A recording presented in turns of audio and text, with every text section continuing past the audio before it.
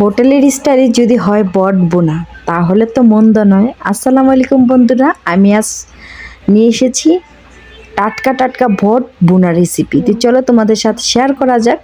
এখানে আমি বটটাকে সিদ্ধ বসিয়ে দিয়েছি হলুদ মাখা দিয়ে। হলুদটা দিয়ে এখানে আমি ভালো করে বটকে সিদ্ধ করে নেব। হলুদটা দিয়ে ভালো করে নেড়ে চেড়ে নিচ্ছি। এটাকে একদম ভালোভাবে সিদ্ধ করতে হবে। এখন এটাকে ভালো করে সিদ্ধ করে পরিষ্কার করে আমি এখানে চেলে রেখে দিয়েছি। তারপর এখানে পেঁয়াজ মরিচটাকে আমি তেলে দিয়ে দিয়েছি।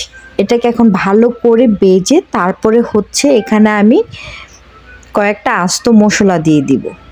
মশলাটা দেওয়ার পরে এখানে আমি আবারও ভালো করে নেড়ে চেড়ে নেব। নেড়ে চেড়ে তারপরে এখানে আমি দিয়ে দিব আস্ত একটা টমেটো। এখানে স্বাদ মতো লবণ আমি সবসময় আগে দিই, কারণ লবণ দিলে পেঁয়াজটা তাড়াতাড়ি নরম হয়ে যায়। তো এখানে দিয়ে দিয়েছি টমেটো কুচি। টমেটো কুচিটা দিয়ে এখন এটাকে ভালো করে গলিয়ে নিব। তারপরে এখানে আমার মশলাটা ভালো করে পেঁয়াজটা টমেটোটা গলে গেছে। এখন আমি এখানে পানি দিয়ে সব রকমের মশলাটা দিয়ে ভালো করে মশলাটাকে কষিয়ে নিব।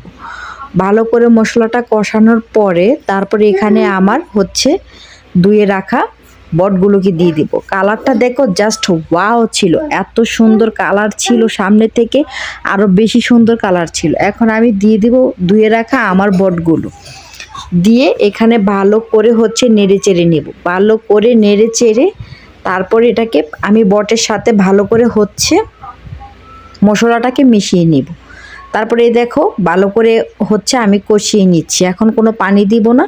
এখন আমি প্রায় 10 মিনিটের মতো এটাকে কষিয়ে নেব। কষানোর পরে এখানে আমি গরম পানি দিয়ে দিব। আসলে সব জায়গায় যদি তোমরা গরম পানি ব্যবহার করো তাহলে সব টেস্টটা বা তাড়াতাড়ি সিদ্ধ হয়ে যায়। এখন এখানে আমি বলকানা গরম পানি দিয়ে দিয়েছি। দেওয়ার পরে এখানে ভালো করে নেড়ে চেড়ে তারপরে এখানে আমি ঢেকে দিব। এটা যতক্ষণ পর্যন্ত পানিটা ঢেকে দেওয়ার পরে সিদ্ধ হবে আর পানিটা একদম শুকিয়ে যাবে।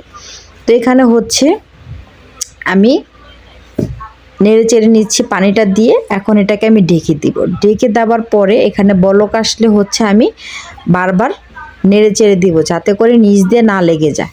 তো এখানে পানিটা একদম শুকাচ্ছে। আমি পানিটা আরও শুকাবো, হালকা সিদ্ধ হয়ে গেছে। এখন এটাকে পুরোপুরি আমি সিদ্ধ করব। তো এখানে আমি ভালো করে নেড়ে চেড়ে নিচ্ছি যাতে মশলাটা ভালো করে যায়। এখন দেখো আমার তরকারির ফাইনাল লুক। এভাবে যদি একবার বট বোনা করা হয় তাহলে এটা খেতে ভীষণ মজা লাগে। এটাকে আমি আরও শুকাবো। তো এই পর্যন্তই ছিল, টাটা।